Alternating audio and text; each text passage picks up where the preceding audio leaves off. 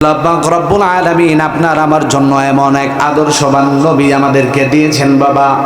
আল্লাহ পাক রব্বুল আলামিন এই উম্মতদেরকে জানায় দেয়, উম্মতেরা রে, সাধারণ কোন নবী আমি আল্লাহ তোমাদেরকে দান করি নাই। আমি এমন নবী তোমাদেরকে দান করেছি যেই নবীকে আমি আল্লাহ অন্য লক্ষ নবীর উপরে শ্রেষ্ঠত্ব দান করেছি। ইন্নাল্লাহা ফাদ্দালানি আলাল আম্বিয়া ওয়া ফাদ্দালা উম্মতি আলাল উমাম। নবীজি বলেন, আল্লাহ পাক রব্বুল আলামিন আমার উপরে আদমকে শ্রেষ্ঠত্ব দান করে নাই, জাতির পিতা ইব্রাহিমকেও শ্রেষ্ঠত্ব দান করে নাই, ঈসা পয়গম্বরকেও শ্রেষ্ঠত্ব দান করে নাই। রব জানায় দেয়, বন্ধু, লক্ষাধিক যত নবী আমি জমিনে পাঠাইছি, সকল নবীর উপরে আমি নবী আপনাকে সম্মান আর ইজ্জত দিয়ে জমিনে পাঠাইছি। নবীজি শুধুমাত্র নিজের শ্রেষ্ঠত্বের কথা শুনেই খুশি হন নাই, উম্মতের জন্য কিছু নবীজি শুনতে চায়। আল্লাহ পাক রব্বুল আলামিন এবার নবীজিকে জানায় দিলেন, বন্ধু, শুধুমাত্র লক্ষাধিক নবীর উপরে আপনাকে শ্রেষ্ঠত্ব দান করা হয়েছে এমন না, বন্ধু, আপনার উম্মতকেও শ্রেষ্ঠত্ব দান করা হয়েছে। লক্ষাধিক নবী যারা জমিনে আগমন করেছে, লক্ষাধিক নবীর উম্মতের উপর নবী আমি আপনার উম্মতদেরকে শ্রেষ্ঠত্ব দান করে দিলাম। মুসলমান বন্ধুরা আমার, কিভাবে বুঝাই বাবা কতটা শ্রেষ্ঠ আর ইজ্জত আর সম্মানওয়ালা মানুষ আমরা। আল্লাহ পাক রব্বুল আলামিন বিশ্ব নবীকে জানায় দেয়, বন্ধু, আল্লাহ বলনেওয়ালা আপনার একজন উম্মত যদি গহীন জঙ্গলের মধ্যেও থাকে, মরুভূমির মধ্যেও থাকে, শুধুমাত্র একজন আল্লাহ বলনেওয়ালা মানুষ আর পৃথিবীর সকল মুসলমান দুনিয়ার জমিন থেকে বিদায় হয়ে গেছে, শুধুমাত্র পুরা দুনিয়াতে মুসলিম আছে কয়জন? আর একটু জোরে। মুসলমান বন্ধুরা আমার, রব বিশ্ব নবীকে জানায় দেয়, বন্ধু, আমি রবকে মাননেওয়ালা, আপনার আদর্শ মাননেওয়ালা শুধুমাত্র একজন মানুষ জমিনে জীবিত থাকবে। শুধুমাত্র ওই একজনের দাম আমি রবের কাছে কত বেশি বন্ধু আপনি জানেননি? বন্ধু, ওই একজনের উসিলায় পৃথিবীর লাখো কোটি বেদিন, নাসারা, ইহুদি, খ্রিস্টান, বৌদ্ধদের রিজিকের ব্যবস্থা আমি করব। ওই একজনের মূল্য আর ইজ্জত এত বেশি, ওই একজনের জন্য পৃথিবীর সকল ধর্মের মানুষের রিজিকের ব্যবস্থা করব। সূর্য প্রতিদিন আমি রব উঠাবো, আমি রব অস্ত নিব, পৃথিবীর নিজামকে আমি রব ঠিক রাখবো শুধু একজনের জন্য। কিন্তু বন্ধু, আপনি জেনে রাখুন, যেদিন ওই একজন আল্লাহ বলনেওয়ালা মানুষ দুনিয়ার থেকে বিদায় হয়ে যাবে, সাতবক আসমান এবং জমিনের মূল্য আমি রবের কাছে একটা মাছির পাখা পরিমাণও নাই। বন্ধু, আপনি জেনে রাখুন, যেদিন আল্লাহ বলনেওয়ালা মানুষটা দুনিয়ার জমিন থেকে বিদায় হয়ে যাবে, আমি আল্লাহ পাক নিমিষেই পুরা দুনিয়ার নিজামকে উলট পালট করে ধ্বংস করে দিব। আমাদের ইমাম বুখারী রহমাতুল্লাহি আলাইহি লক্ষাধিক হাদিসের হাফেজ ছিলেন, কিন্তু হযরত ইমাম বুখারী রহমাতুল্লাহি আলাইহি বুখারীর শুরুতে এমন এক হাদিস এনেছেন, এমন এক হাদিস তিনি শুরুতে এনেছেন। কেন এনেছেন, কি কারণে এনেছেন, কেনই বা প্রয়োজন হলো এই হাদিসটা আনার, উম্মতের কি ফায়দা বুখারীর প্রথমে এই হাদিস আনার ক্ষেত্রে, বিস্তারিত মুফাসসিরিনগণ, মুহাদ্দিসিনগণ এই সম্পর্কে আমাদের আকাবির হযরতরা আলোচনা করেছেন। আলোচনার শুরুতেই সেই হাদিস দিয়ে আমি আলোচনা শুরু করতে চাই, কেননা আমি এখন আপনাদের সামনে কোন আমার দিলের কোন অবস্থা নিয়ে কথা বলছি, এখানে কে কে জানেন আমার দিলের অবস্থান সম্পর্কে? কেউ জানেন? এখানে ইন্তেজামিয়া কমিটি এবং আমার মুরব্বী বাবারা, মেহমান যারা আছেন, আপনারা যারা আছেন, আপনাদের কয়জনের দিলের খবর আমার জানা আছে? জানা নাই। কেউ কারো অন্তরের খবর জানি না, কিন্তু উভয়ের অন্তরের খবর যিনি জানেন তিনি কে? আর একটু জোরে বলি, তিনি কে? আল্লাহ পাক বলেন, ইয়ালামু খাইনাতাল আ'য়ুনি ওয়া মা তুখফিস সুদূর। আল্লাহ পাক রব্বুল আলামিন কেমন জানেওয়ালা জাত। আপনি আমি আমাদের চোখের সামনেই, চোখের পলকেই এমন একটি ঘটনা ঘটে গেল, যেই ঘটনা সম্পর্কে আপনার আমার দিলের মধ্যে এখনো কল্পনা শুরু হয় নাই, ভাবনা শুরু হয় নাই, চিন্তাই শুরু হয় নাই, এমন এক ঘটনা চোখের পলকেই ঘটে গেল। অর্থাৎ আপনি আপনার চোখের উপরের পাপড়ি নিচের পাপড়ির সাথে লাগান না, এই অবস্থাতেও আপনার দিলের মধ্যে যে অবস্থান বিরাজমান আল্লাহ পাক সেই অবস্থান সম্পর্কেও জানেন। সুবহানাল্লাহ বলবেন না? আপনি এই অবস্থান সম্পর্কে কি কল্পনার ধারণা দিলের মধ্যে বসবাস করবে একটু পর, এই সম্পর্কেও জানেন কে? আল্লাহ পাক। সুতরাং আমার বলনেওয়ালার দিলের অবস্থান যেহেতু রব জানেন, শুনলেওয়ালার অবস্থানও যেহেতু রব জানেন, রবের কাছ থেকে ফাঁকি দেওয়ার কোনো সুযোগ নাই। আমি বলনেওয়ালা, আমার নিয়তের মধ্যে যদি কোনো বেজাল থাকে পরিশুদ্ধ হওয়ার দরকার, শুননেওয়ালার নিয়ত পরিশুদ্ধ হওয়ার দরকার আছে না নাই? এই জন্য হযরতে ইমাম বুখারী রাহমাতুল্লাহি আলাইহি বুখারী শরীফের প্রথম হাদিস এনেছেন। قال النبي صلى الله عليه وسلم إنما الأعمال بالنيات। মুসলমান বাবাজিরা আমার, কলিজার টুকরা যুবক, এ পর্দার আড়ালের আমার পর্দা নিশিমা, দিলের কানটা একটু লাগিয়ে শুনুন রে বাবা ওমর আমার। এ পৃথিবীর বলনেওয়ালা গুলো আর শুননেওয়ালা গুলো কোরআনের কথাগুলো কোন নিয়তে বক্তা বলছে আর শ্রোতাগুলো কোন নিয়তে ময়দানে কথা শুনছে, পৃথিবীর বলনেওয়ালা শ্রোতা সম্পর্কে জানে না, শুননেওয়ালা বলনেওয়ালা সম্পর্কে জানে না। কিন্তু বলনেওয়ালা আর শুননেওয়ালার উভয়ের দিলের অবস্থান যিনি জানেন, একটু জোরে আওয়াজ করে বলা যাবেন তিনি কে? মুসলমান বন্ধুরা রে আমার, আল্লাহ পাক রব্বুল আলামিন উভয়ের অন্তরের খবর সম্পর্কে জানেন বাবা। আল্লাহ পাক এই জন্যই কোরআনুল কারীমের মধ্যে আয়াত নাযিল করে জানায় দিয়েছেন, বন্ধু এ পৃথিবীর মানুষদেরকে আপনি জানায় দেন, কুল ইন্না সলাতি ওয়া নুসুকি ওয়া মাহইয়ায়া ওয়া মামাতি লিল্লাহি রাব্বিল আলামিন। আল্লাহু আকবার। মুসলমান বন্ধুরা আমার, রব্বুল আলামিন জানায় দেয়, বন্ধু হাবিব আপনি পৃথিবীর মানুষদেরকে জানায় দেন, এ পৃথিবীর মানুষের সকল কাজগুলো শুধুমাত্র আমি রবের জন্য হবে। নামাজ যেমন আমার রবের জন্য হবে, হজ যেমন আমার রবের জন্য হবে, কোরবানিও আমার রবের জন্য হবে। জমিনে মুমিন যত কাজ করবে সকল কাজগুলো করবে শুধুমাত্র আমি রবের জন্য। জোরে জোরে বলেন ঠিক কিনা? মুসলমান বন্ধুরা আমার, আজকের এই আয়োজন ইন্তেজামিয়া কমিটিও করতে হবে রবের জন্য, বলনেওয়ালা বলবেও রবের জন্য, শুননেওয়ালা শুনবেও কার জন্য? আরেকটু জোরে, আরেকটু জোরে।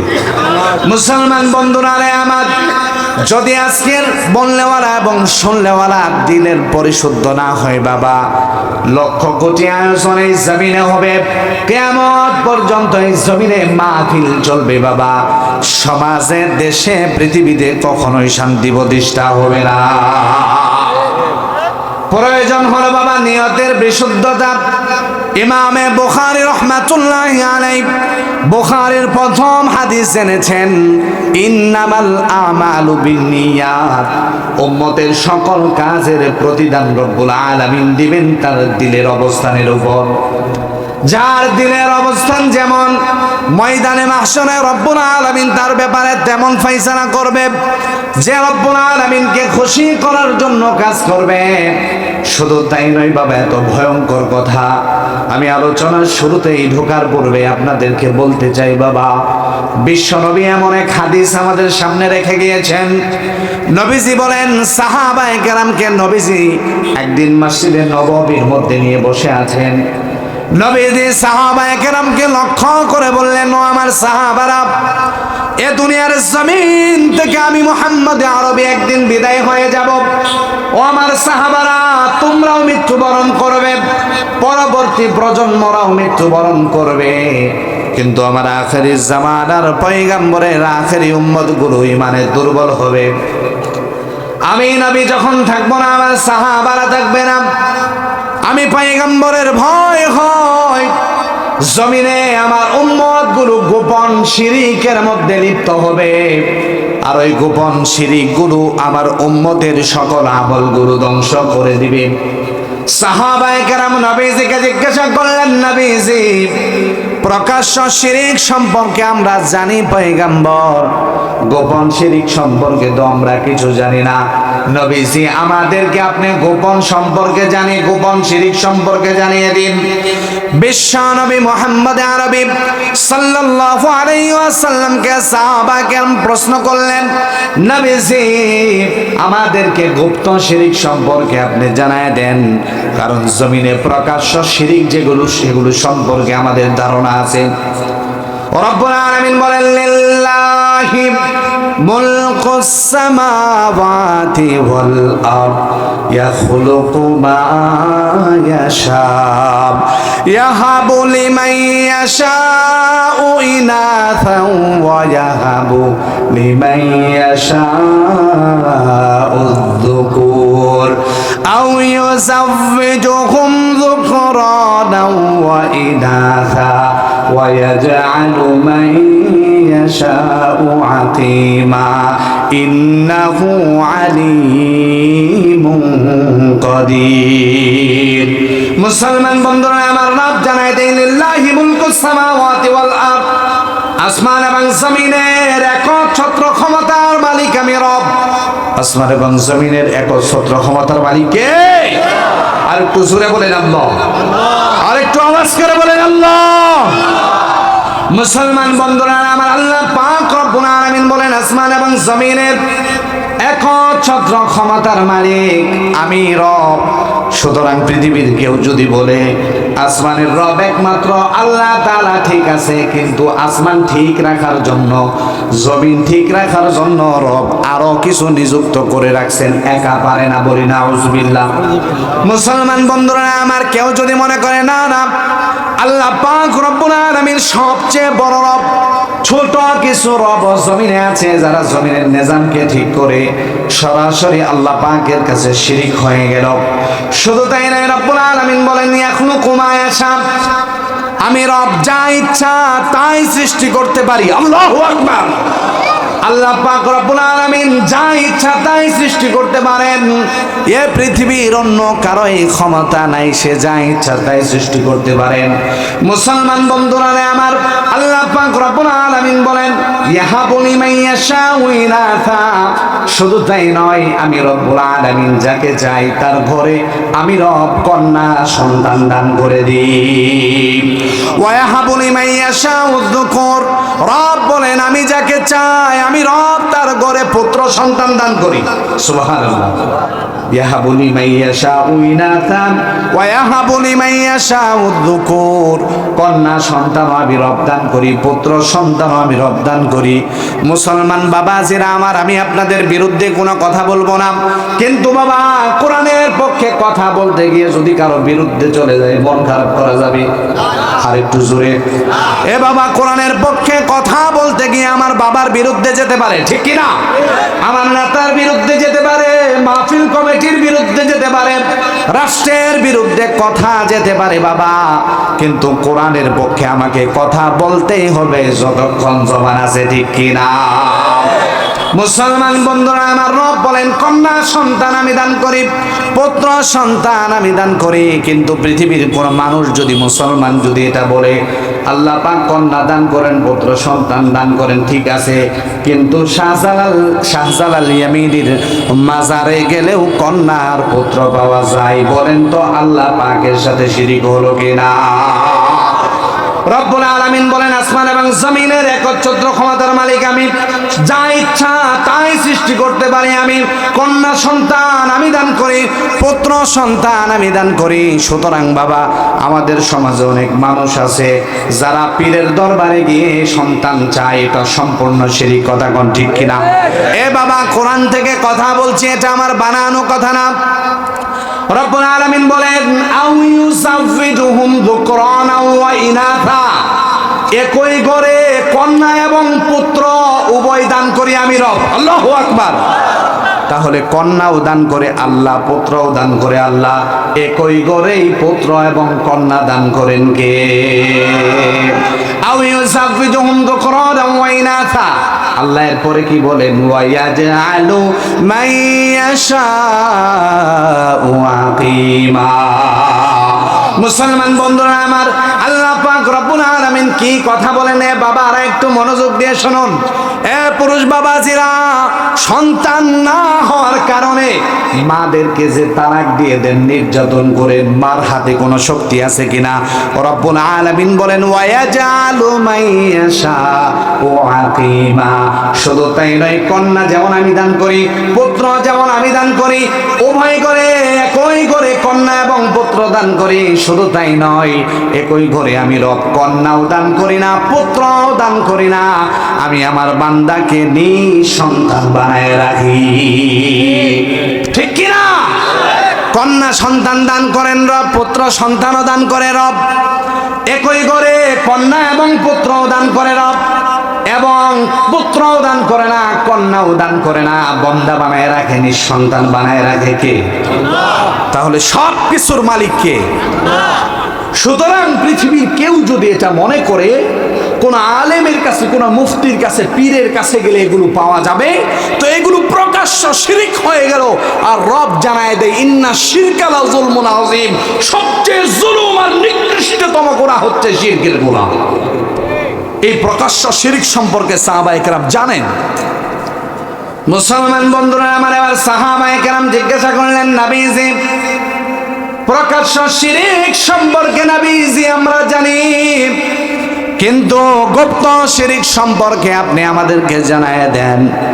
আল্লাহ রাসূল সাল্লাল্লাহু আলাইহি ওয়াসাল্লাম সেই সময় যে কথাটা বলেছিল, এ পর্দার আড়ালের মা, পর্দা নিশিমা, মুরব্বী বাবা, যুবক, প্রত্যেকের দৃষ্টি আকর্ষণ করছি আমি।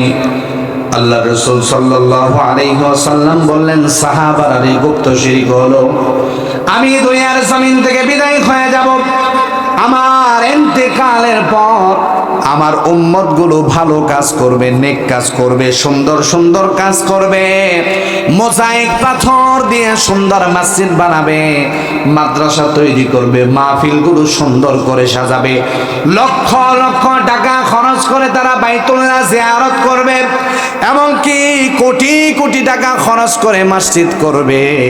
কিন্তু এটা আল্লাহ পাকের খুশির জন্য না, মানুষকে দেখানোর জন্য। বিশ্ব নবী বলেন এটাই হলো গোপন শিরক। যারা জমিনে ভালো কাজ করবে কিন্তু মানুষকে দেখানোর জন্য, মানুষের কাছ থেকে বাহবা নেওয়ার জন্য, বলেন তো আমাদের অবস্থান এই হাদিস অনুযায়ী মিলে যায় কিনা?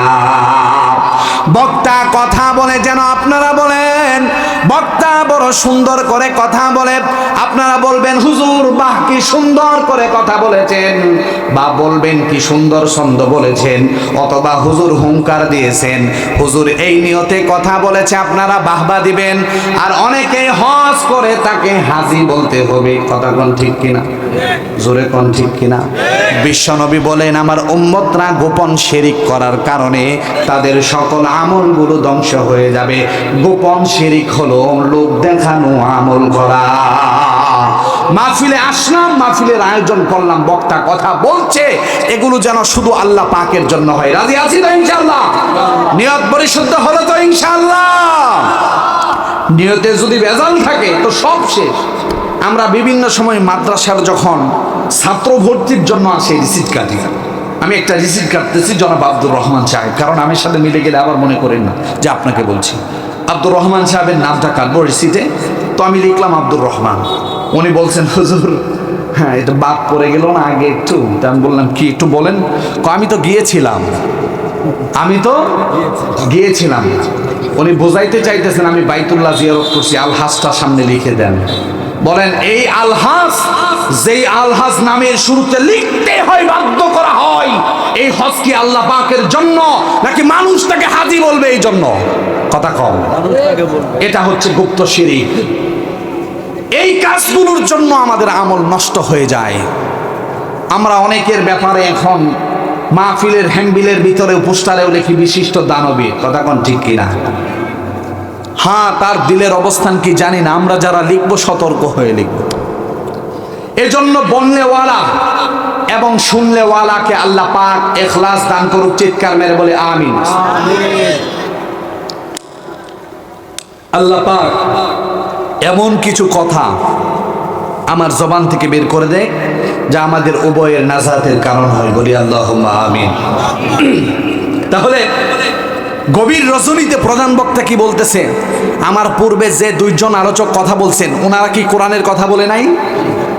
তাহলে আমাদের যে গতানুগতিক সিস্টেম মাহফিলের, আমি পুরা বাংলাদেশের যেখানেই সফর করছি প্রত্যেকটা জেলায় আমি মাহফিল কমিটিকে এবং যুবকদেরকে সতর্ক করছি, বাবা কোরআন এটা মাগরিবের পরেও দামি, এশার পরেও দামি, মধ্যরাতেও দামি, এটা আসরের পরেও দামি, ফজরের পরেও দামি। কথা কয় না? শুধুমাত্র প্রধান বক্তার মুখ দিয়ে কোরআন বের হলে সেটা দামি, এই গতানুগতিক সিস্টেম পরিবর্তন করতে হবে আমাদেরকে। আপনি আপনার কোরআন যেহেতু দামি, আপনার মসজিদের খাদেমও যদি মাগরিব পর কোরআনের কথা বলে, আপনাকে ইজ্জত করতে হবে, সম্মান করতে হবে, কারণ উনি কথা বলছেন কালামুল্লাহ, আল্লাহ পাকের কুদরতি জবান থেকে যা বের হয়েছেন। এই পৃথিবীতে আল্লাহ পাক রব্বুল আলামিন এমন এক সুযোগ আমাদেরকে দিয়েছেন, এই জবান দ্বারা এমন কোনো গুনাহ নাই না করছি, এমন কোনো ফাহেসা গালি নাই যে আমরা দেই না। এরপর রব যেমন পবিত্র, রবের কালামও পবিত্র, রবের কথাও পবিত্র। আল্লাহ পাক চাইলে এমন করে দিতে পারতেন। আমার কালাম যেহেতু পবিত্র, যেই জবান দ্বারা নাপাক ব্যবহার হয়, গালি হয়, হারাম খাওয়া হয়, ওই জবান আমি আল্লাহ কোরআনের জন্য কবুল করব না, কোরআন পড়লে বন্ধ করে দিব। পারতেন কি পারতেন না? আল্লাহ পাক দয়া করে কৃষক, দিনমজুর, চাকরিজীবী, ব্যবসায়ী, আলেম, একেবারে গরিব, দরিদ্র, অসহায় সকলের জন্য আল্লাহ পাকের কুদরতি জবান থেকে যে কালাম বের হয়েছে উন্মুক্ত করে দিয়েছেন। আলহামদুলিল্লাহ, এটা আল্লাহ পাকের করম ও ফজল। সুতরাং যেহেতু মাহফিল কাল আছে, সামনেও আপনারা করবেন, এই জন্য প্রতিজ্ঞাবদ্ধ হতে হবে এলাকার মানুষরা। যেহেতু 2 দিন আয়োজন হয়, যখন থেকে আয়োজন শুরু হবে তখন থেকে প্যান্ডেল পুরাটা ভরা রাখবো ইনশাআল্লাহ। বলে ইনশাআল্লাহ। আপনি কি জানেন যে আজকের এই যে চাপারখোনার এই অঞ্চলগুলাও ইহুদিরা প্রযুক্তির মাধ্যমে তারা এটার সংবাদ গ্রহণ করে? জানেন? ওরা পৃথিবীর প্রত্যেকটা অঞ্চল, মুসলিম কান্ট্রির সবগুলো অঞ্চলের প্রত্যেকটা মসজিদের মুসল্লি কেমন জমা হয়, ওদের বহু এনজিও আছে, খ্রিস্টান মিশনারি আছে এবং কাদিয়ানি সম্প্রদায়ের লোকজন আছে। বিভিন্ন সম্প্রদায়ে ভাগ হয়ে মুসলিম সমাজে তারা মিশে চলে, আর আমাদের সংবাদগুলো তাদেরকে পৌঁছায় দেয়। তারা দেখে প্রধান বক্তার সুর কেমন, প্রধান বক্তা হুঙ্কার দেয় কেমন, প্রধান বক্তার চেহারা কত সুন্দর, প্রধান বক্তার হেলিকপ্টারে আসলো না বিমানে আসলো, এগুলো দেখে শ্রোতা আসে, কোরআনের জন্য আসে না। ঠিক কিনা? তারা যখন এগুলো দেখে তারা বুঝে যে এই দেশের মুসলমানদের উপরে নির্যাতন করলে এরা আমাদের উপরে বিজয় অর্জন করতে পারবে না, কারণ এরা কোরআনকে মৌলিকভাবে ভালোবাসে না। যার জন্য ইহুদিরা বলেছে যতদিন পর্যন্ত মুসলমানদের জুমার মুসল্লির সমপরিমাণ মুসল্লি ফজরের জামাতে না হবে, ততদিন মুসলমান আমাদের সাথে বিজয় অর্জন করতে পারবে না। ঠিক কিনা? এই মহল্লার হালত জানি না, আমি আমার গাজীপুরের কথা বলছি। ফজরের মুসল্লি আর জুমার মুসল্লি আকাশ আর জমিন পার্থক্য। এদিকের কি অবস্থা? সমান সমান? আল্লাহ আল্লাহ পাক মুসলমানদেরকে সহি বুঝদান করুক, বলি আমিন। আমি আর আলোচনায় ঢুকছি, কিন্তু আমি এই কথা প্রথমেই বলে নিচ্ছি, বাবা এরকম মাহফিল হাজারো আয়োজন হতে পারে, ইখলাস যদি না থাকে, কোরআনকে সঠিক মহব্বত যদি না করেন, মাহফিল আয়োজন হবে কিয়ামত পর্যন্ত, হায়াত পেলেও জমিনে দিন প্রতিষ্ঠা হবে না। বাবা সন্তানকে ইজ্জত করবে না, সন্তান বাবার হক আদায় করবে না, ইনসাফ জমিনে কায়েম হবে না, গরিব অসহায় মানুষের উপর থেকে জুলুম দুর্বৃত্ত হবে না, দেশের সম্পদ ও জীবনে রক্ষা করতে পারবেন না। ঠিক কিনা? এজন্য বুঝতে হবে, কোরআন বুঝতে হবে, মানতে হবে, হৃদয় দিয়ে অনুধাবন করতে হবে। নেশার পরেও শুনবেন, রাজি আছি তো ইনশাআল্লাহ? তারা যখন দেখে জুমার নামাজে এত মুসল্লি সপ্তাহে একদিন, তাও জুমার নামাজে উপস্থিত হয়, ঠিক আছে, পরে সুন্নতের আর কোনো বালাই নাই, সুন্নতে যায় না। ঠিক কিনা? সুন্নত পড়তে চায় না, মসজিদ খালি, ইমাম সাহেব সালাম বিদায় দেব পিছনে নাই, লোকজন সবাই চলে গেছে। এমন হয় কি হয় না? এমন হয়। তাহলে বলেন তো দেখি বিজয় কোত্থেকে আসবে? আর যদি আমরা দেখাতে পারি, ওরা তো পারমাণবিক অস্ত্র এত ভয় পায় না, মুসলমানদের নামাজ তারা যত ভয় পায়, রোজা যত ভয় পায়, আমাদের পাগড়ি যত ভয় পায়, শুধু তাই না, আমাদের আল্লাহু আকবারের ধ্বনি ইহুদি খ্রিস্টানরা যে পরিমাণ ভয় পায়, পারমাণবিক অস্ত্রও তারা এমন ভয় পায় না, ঠিক কি না? তারা এত বেশি ভয় পায় মুসলমানের ঈমানকে, আল্লাহু আকবারের ধ্বনিকে। সুতরাং ফজরের মুসল্লি আর জুমার মুসল্লি আমাদের এক করতে হবে, সমপরিমাণ করতে হবে। খোদার কসম খেয়ে বলি, যেদিন বাংলার প্রত্যেকটা মসজিদে জুমার সমপরিমাণ মুসল্লি, ফজরের মুসল্লি সমপরিমাণ হবে, জুমার সমপরিমাণ ফজরের মুসল্লি হবে, তো গোটা কয়েক নাস্তিক মুরতাদ বাংলাদেশে রসুলের বিরুদ্ধে কথা বলবে, আল্লাহ পাকের বিরুদ্ধে কথা বলবে, নবীজির আদর্শের বিরুদ্ধে বিষোদ্গার করবে, তো দূরের কথা, পুরা দুনিয়ার ইহুদি মিলে বাংলার 313 জন মুজাহিদের বিরুদ্ধে দাঁড়াতে পারবে না, দাঁড়াতে পারবে না। কিন্তু আমরা আমাদের সংস্কৃতি, স্বকীয়তা, আমাদের নিজের নবীজির আদর্শ সব বাদ দিয়ে আমরা ধারণ করছি ইহুদিদের আদর্শ, খ্রিস্টানদের আদর্শ, পাশ্চাত্যের গোলামি আমরা করছি, ভারতের গোলামি আমরা করছি। কথা কোন ঠিক কিনা? চরিত্র আমাদের পরিবর্তন করতে হবে। নওজোয়ান যুবকরা কেমন? যারা নদীর স্রোতকে ভিন্ন দিকে প্রবাহিত করতে পারে। স্রোত একদিকে, কিন্তু যুবকরা চাইলে সেই স্রোত ভিন্ন দিকে প্রবাহিত করতে পারে। সুতরাং নওজোয়ান যুবকদের পায়ে হাত দিয়ে বলবো, কলিজার টুকরা যুবক, কোরআনকে ধারণ করো। পৃথিবীর বহু উপন্যাস, পৃথিবীর বহু লেখকের লেখা কিতাব, বই, এবং কি আমাদের বাংলাদেশের যুবকরা তসলিমা নাসরিনের লেখা বই সহ পড়ে, নাউজুবিল্লাহ। কিন্তু আমাদের যুবকরা নবীজির 23 বছরের নবুয়তের জিন্দেগির ইতিহাসই জানে না। কথা কোন ঠিক না বেঠিক? বাবা, শুরুতেই কিন্তু আমি বলে নিয়েছি, আপনার বিরুদ্ধে, আমার বিরুদ্ধে, আমার বাবার বিরুদ্ধেও কোরআনের পক্ষে বলতে গিয়ে যদি চলে যায়, রাগ করা যাবে না। মুসলমানের আয়না, কি আয়না? আপনারা আমার ভুলগুলো ধরিয়ে দিবেন, আমি আপনাদের ভুলগুলো ধরিয়ে দিব, সংশোধন হয়ে যাব, ঠিক কিনা? সুতরাং যুবকদেরকে অনুরোধ করব, আল্লাহ রসুল সাল্লাল্লাহু আলাইহি ওয়াসাল্লামের জীবন আদর্শ একটু পড়ুন। আল্লাহ পাক এমন এক নবী আমাদেরকে দান করছেন, এমন এক পয়গম্বর আমাদেরকে দান করছেন, যার সাথে আল্লাহ পাক পূর্বের লক্ষ নবীকেও তুলনা করে নেয়। সুবহানাল্লাহ। তো আপনি পৃথিবীর Karl Marx, Lenin, Abraham Lincoln, George রসু এদেরকে তুলনা করবেন কোত্থেকে? করতে পারবেন? কথা কয় না বাবা, কথা কয় না। আমার কথা কি বুঝতেছেন? ভাষায় কোনো সমস্যা হচ্ছে? কথা কি বোঝা যায় পিছনের বাবাজিরা? তাহলে আপনি পৃথিবীর কারো আদর্শকে গ্রহণ করবেন, মানবেন, তার সম্পর্কে আপনার পূর্ণাঙ্গ জানার প্রয়োজন আছে না? তা আমরা মুসলিম হিসেবে আমাদের প্রধান আদর্শ সামনে থাকবে কার? নবীজি, ঠিক না? তা আল্লাহ রসুল সাল্লাল্লাহু আলাইহি ওয়াসাল্লামের আদর্শ আমাদের তো জানা থাকা লাগবে। যদি নবীজির আদর্শ না জানি, তো আমরা মানব কোত্থেকে? সুতরাং যুবকদেরকে বাঁয়ে হাত দিয়ে বলবো, বহুত খেলোয়াড়, নর্তকীর ইতিহাস আমাদের যুবকরা জানে। বাংলাদেশের এবং বিদেশের বড় বড় ফুটবলার, ক্রিকেটার যারা আছে, গায়ক গায়িকা আছে, আমাদের যুবকরা এদের নাম মুখস্থ। কিন্তু যদি বলা হয় যুবক, আল্লাহ পাক রব্বুল আলামিন আল্লাহ রসুলের মাধ্যমে 10 জন সাহাবায়ে কেরামকে, আশারায়ে মুবাশশারা সাহাবায়ে কেরামকে জান্নাতের সার্টিফিকেট দিয়েছেন। কয়জন যুবক এখানে বলতে পারবো আমরা?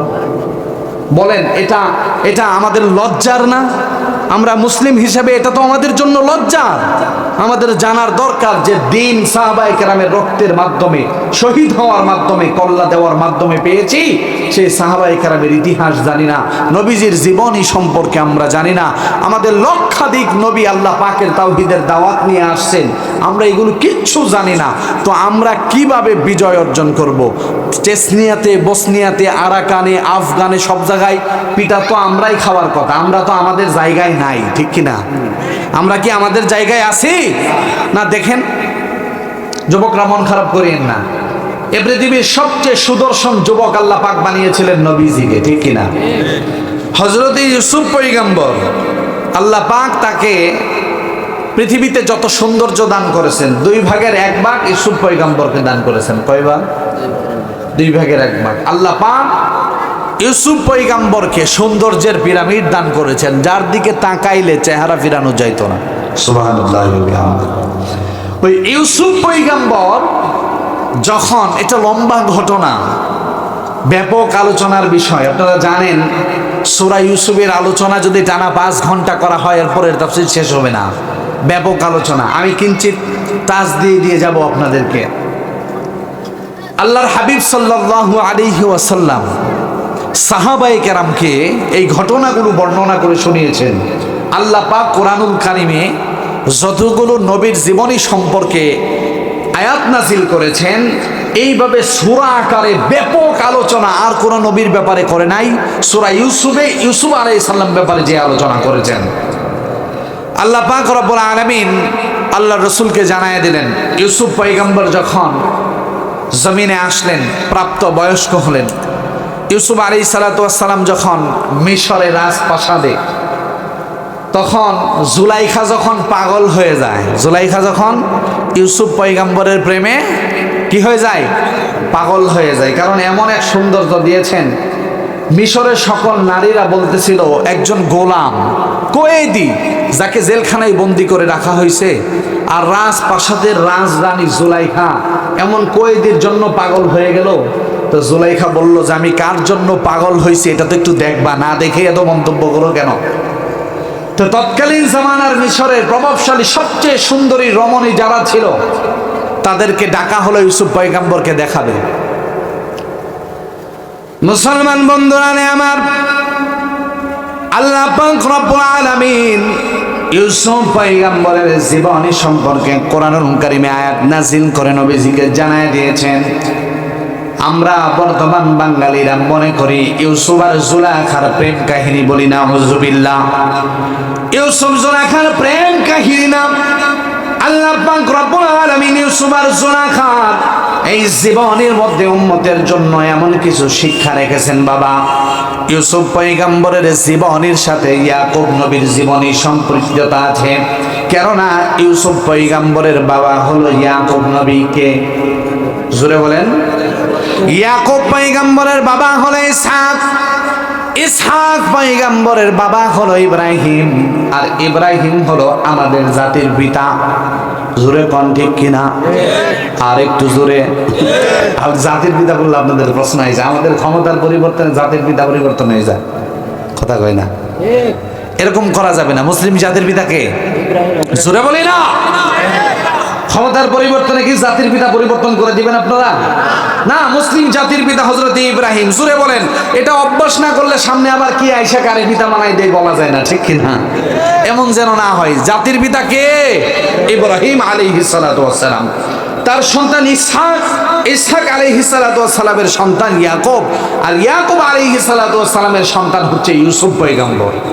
সুতরাং ইউসুফ পয়গম্বরের জীবনীর মধ্যে সকল নবীদের জীবনী চলে আসছে, এবং এই নবীদের ধৈর্য সম্পর্কেও, ইয়াকুব নবীর ধৈর্য সম্পর্কেও এখানে শিক্ষা দেওয়া হয়েছে, সবুর সম্পর্কে শিক্ষা দেওয়া হয়েছে, এবং ইউসুফ পয়গম্বর জুলাইখার কুমন্ত্রণা থেকে বাঁচার যে কৌশল, কিয়ামত পর্যন্ত আপনারা কিভাবে এখান থেকে রক্ষা পাবেন নারীর কুমন্ত্রণা থেকে, এগুলো শিক্ষার জন্য আল্লাহ সূরা ইউসুফ নাজিল করছে।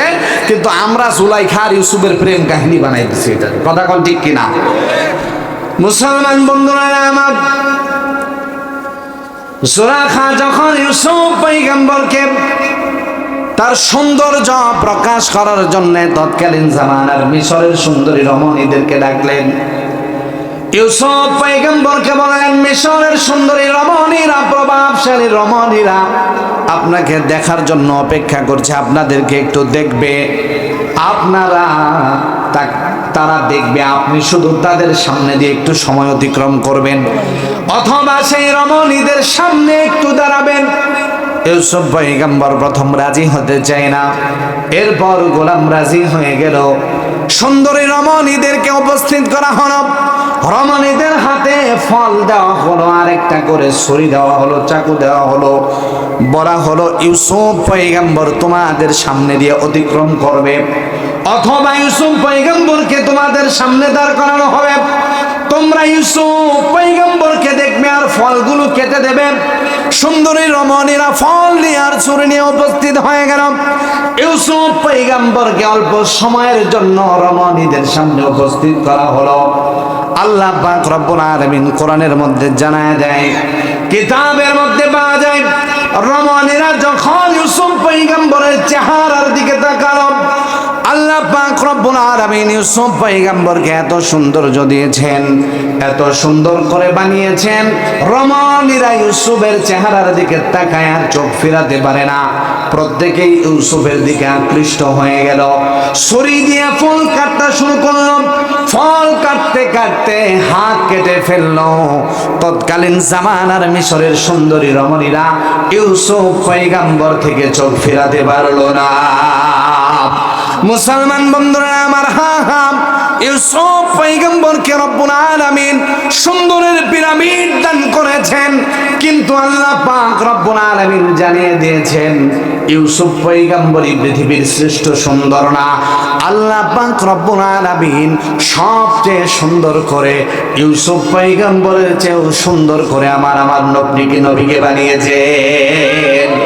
মুসলমান বন্ধুরা আমার, আম্মা জান আয়েশা রাদিয়াল্লাহু তাআলা আনহা বর্ণনা করেন, আম্মা জান সাহাবায়ে কেরামকে বলেন, ও আমার সাহাবারা রে, ও পয়গম্বরের সাহাবারা রে, ও আনেওয়ালা কিয়ামত পর্যন্ত নবীজির উম্মতেরা রে, জেনে রাখো তোমরা সূরা ইউসুফের মাধ্যমে ইউসুফ নবীর পয়গম্বরের সৌন্দর্য সম্পর্কে জেনেছ। তৎকালীন নারীরা ইউসুফের চেহারা দেখে ফল কাটা বাদ দিয়ে তাদের হাত কেটেছে। তোমরা যদি আমার পয়গম্বরকে দেখতাম। শুধু তাই নয়, আম্মা জান আয়েশা রাদিয়াল্লাহু তাআলা আনহা বলেন, তৎকালীন জামানার মিশরের সুন্দরী রমণীরা যদি আমার স্বামী বিশ্ব নবীকে দেখতো, শুধুমাত্র ফল আর হাত না, আমার নবীর দিকে নজর করার পর কলিজা টুকরা টুকরা করে ফেলতো, চোখ ফেরাতে পারতো না। আল্লাহু আকবার। মুসলমান বন্ধুরা রে আমার, এ পৃথিবীর সবচেয়ে সুন্দর সুদর্শন পুরুষ বিশ্ব নবী মুহাম্মদ আরবি সাল্লাল্লাহু আলাইহি ওয়াসাল্লাম। আল্লাহ পাক রব্বুল আলামিন পয়গম্বর আরবির জীবনীকে প্যাকেজ আকারে আমাদের সামনে দিয়েছেন। শুধু তাই নাই বাবা, শুধু তাই নাই, জন্ম থেকে শুরু করে মৃত্যু পর্যন্ত, এখন থেকে শুরু করে কিয়ামত পর্যন্ত যত উম্মত জমিনে আসবে, যত মুসিবতের শিকার হবে, বিপদের মধ্যে পড়বে, যত প্রকার মুসিবত সামনে উপস্থিত হবে, আল্লাহ পাক রব্বুল আলামিন নবীজির জীবনীতে প্যাকেজ আকারে উম্মতের জন্য সমাধান দিয়ে দিয়েছেন। এ পৃথিবীর একজন নওজোয়ান যুবক, সে চিন্তা করলো আমি পৃথিবীর শ্রেষ্ঠ আদর্শবান যুবক হব। আল্লাহ পাক রব্বুল আলামিন বলেন, যুবক মুহাম্মদের দিকে তাকাও, মুহাম্মদ যখন যুবককালে যেমন ছিল তাকে ফলো করো, আমি আল্লাহ পাক রব্বুল আলামিন পৃথিবীর শ্রেষ্ঠ যুবক তোমাকে বানিয়ে দিব। ও পৃথিবীর স্বামীরা, তোমরা যদি পৃথিবীর শ্রেষ্ঠ স্বামী হতে চাও, বিশ্ব নবী স্বামী হিসেবে বিবিদের কাছে কেমন ছিলেন, তোমরা একটু নবীজির স্বামীর অবস্থান, জীবন আদর্শ দেখো। এ পৃথিবীর শ্রেষ্ঠ আদর্শবান স্বামী আমি তোমাদেরকে বানিয়ে দিব। শুধু তাই নয়, শ্বশুররা যদি চাই পৃথিবীর শ্রেষ্ঠ আদর্শবান শ্বশুর হবে, বিশ্ব নবী শ্বশুর অবস্থায় কেমন ছিলেন এটা ফলো করো। শুধু তাই নয় বাবা, নবীজির জীবন আদর্শ আল্লাহ পাক রব্বুল আলামিন প্যাকেজ আকারে আমাদেরকে এমন দিয়েছেন, আপনার আমার জীবনে যেখানেই সমস্যা, নবীজির জীবন থেকে যতটুকু প্রয়োজন, যা প্রয়োজন, যেখানে প্রয়োজন, আল্লাহ পাক নবীজির জীবনে উম্মতের সমস্যার সমাধান রেখে দিয়েছে। শুধু তাই নয় বাবা, শুধু তাই নয়, আল্লাহ পাক রব্বুল আলামিন বিশ্ব নবীকে মদিনার 10 বছরের রাষ্ট্রনায়ক বানাইছেন। সুবহানাল্লাহ, সুবহানাল্লাহ। একটা কথা মনে হয়েছে মাঝখান দিয়ে বলে দিন, এ পৃথিবীর খ্রিস্টানরা, ইহুদিরা যারা এখন রাষ্ট্র পরিচালনা করে, তাদেরকে যদি আপনারা জিজ্ঞাসা করেন যে তোমরা রাষ্ট্র পরিচালনা করো, তোমাদের সামনে আদর্শ কি, তারা বলবে আমাদের নবী ঈসা। তাদেরকে জিজ্ঞাসা করেন ঈসা নবী কয়দিন রাষ্ট্রপ্রধান ছিল? 24 ঘন্টা ঈসা নবী রাষ্ট্রপ্রধান ছিল না। তার মানে পৃথিবীর ইহুদি খ্রিস্টানদের সামনে রাষ্ট্র চালানোর কোনো আদর্শ নাই, কথা বলে না, কোনো আদর্শ নাই, এটা বাস্তব। তাদেরকে বলেন যে তোমরা বিবাহ করো কার তরিকা মেনে, তো বলবে আমাদের নবীর, তো ঈসা পয়গম্বর তো বিবাহই করে না, কথা কোন ঠিক কিনা? তার মানে তাদের কাছে বহু আদর্শ নাই। এই জন্য পুরা দুনিয়াতে রাষ্ট্র চালানোর আদর্শ না থাকার কারণে তারা পুরা দুনিয়ায় সন্ত্রাসী কার্যক্রম করে, মুসলমানদের উপরে জুলুম করে, নির্যাতন করে, আর আমাদেরকে জঙ্গি করে ডাকে। আমাদের সামনে নবীজির 10 বছরের মদিনার রাষ্ট্রপ্রধানের রাষ্ট্রনীতি আছে না নাই? তাহলে আমরা নবীজির আদর্শ মানি। নবীজির আদর্শ কি? জমিনে ইনসাফ প্রতিষ্ঠা করা, অন্যায়ের কবর রচনা করা, সকলের শান্তি প্রতিষ্ঠা করা, ঠিক কি না?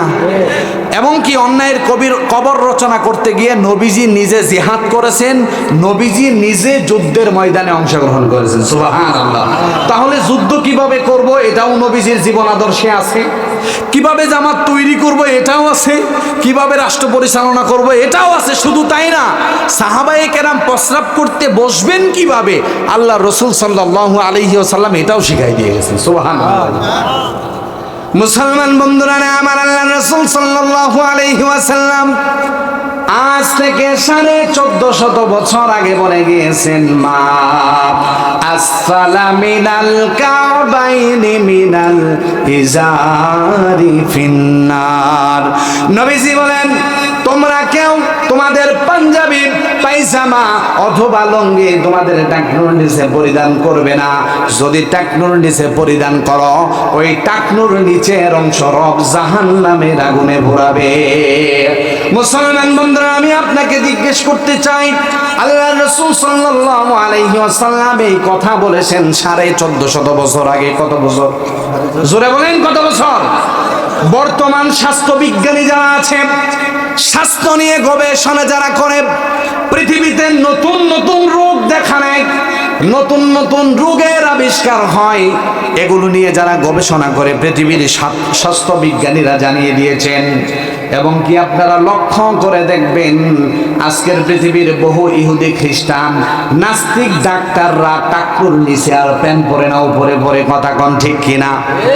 আমরা হয়তো স্টাইল হিসেবে কখনো টাকনুর নিচে, কখনো উপরে, কখনো নাভির নিচে, কখনো উপরে, কখনো জানালা সহ, কখনো দরজা সহ প্যান্ট পরি, কথা কোন ঠিক কিনা?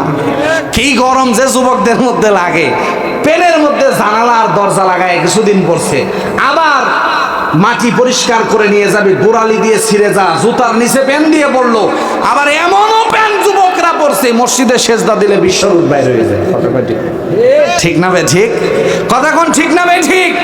অথচ নবীজি বলেই গিয়েছেন টাকনুর নিচে কাপড় পরলে জাহান্নামের আগুনে পড়বে। বর্তমান স্বাস্থ্য বিজ্ঞান বলছে টাকনু ঢেকে রাখে যেই পুরুষরা কাপড় পরে, তাদের শরীরে এমন কিছু রোগ দেখা দেয় যেই রোগের ওষুধ পৃথিবীতে তৈরি হয় নাই। সুবহানাল্লাহ না? এটা নবীজি কইছে 1450 বছর আগে, আর এটা বিজ্ঞান আর বর্তমান স্বাস্থ্য বিজ্ঞানীরা বুঝলো 1450 বছর পূর্বে, কথা কোন ঠিক কিনা? এটা নবী বলে গেছেন কত আগে? 1450 বছর আগে। সুতরাং আমরা যেই দিকেই যাই, যদি সফল হতে চাই, আদর্শ কার দরকার? তাহলে কিভাবে ইস্তেঞ্জা করব, কিভাবে ঘুমাবো, কিভাবে খাবার খাবো, কিভাবে বিবির সাথে ভাব আদান প্রদান করব, এটাও নবীজি শিখাই গেছেন, সুবহানাল্লাহ। মুসলমান বন্ধুরা রে আমার, অল্প সময়ে বিশ্ব নবীর জীবনী সম্পর্কে আমি আপনাদের সামনে নগণ্য এক ক্ষুদ্র মানুষ আমি কতটুকু তুলে ধরতে পারবো বাবা? আল্লাহ পাক রব্বুল আলামিন আপনার আমার জন্য এমন এক আদর্শবান নবী আমাদেরকে দিয়েছেন বাবা। আল্লাহ পাক রব্বুল আলামিন উম্মতদেরকে জানায় দেয়, উম্মতেরা রে, সাধারণ কোন নবী আমি আল্লাহ তোমাদেরকে দান করি নাই, আমি এমন নবী তোমাদেরকে দান করেছি যেই নবীকে আমি আল্লাহ অন্য লক্ষ নবীর উপরে শ্রেষ্ঠত্ব দান করেছি। ইন্নাল্লাহা ফাদ্দালানি আলাল আম্বিয়া ওয়া ফাদ্দালা উম্মতি আলাল উমাম। নবীজি বলেন আল্লাহ পাক রব্বুল আলামিন আমার উপরে আদমকে শ্রেষ্ঠত্ব দান করে নাই, জাতির পিতা ইব্রাহিমকেও শ্রেষ্ঠত্ব দান করে নাই, ঈসা পয়গম্বরকেও শ্রেষ্ঠত্ব দান করে নাই। রব জানায় দেয় বন্ধু, লক্ষাধিক যত নবী আমি জমিনে পাঠাইছি, সকল নবীর উপরে আমি নবী আপনাকে সম্মান আর ইজ্জত দিয়ে জমিনে পাঠাইছি। নবীজি শুধুমাত্র নিজের শ্রেষ্ঠত্বের কথা শুনেই খুশি হন নাই, উম্মতের জন্য কিছু নবীজি শুনতে চায়। আল্লাহ পাক রব্বুল আলামিন এবার নবীজিকে জানায় দিলেন বন্ধু, শুধুমাত্র লক্ষাধিক নবীর উপরে আপনাকে শ্রেষ্ঠত্ব দান করা হয়েছে এমন না বন্ধু, আপনার উম্মতকেও শ্রেষ্ঠত্ব দান করা হয়েছে।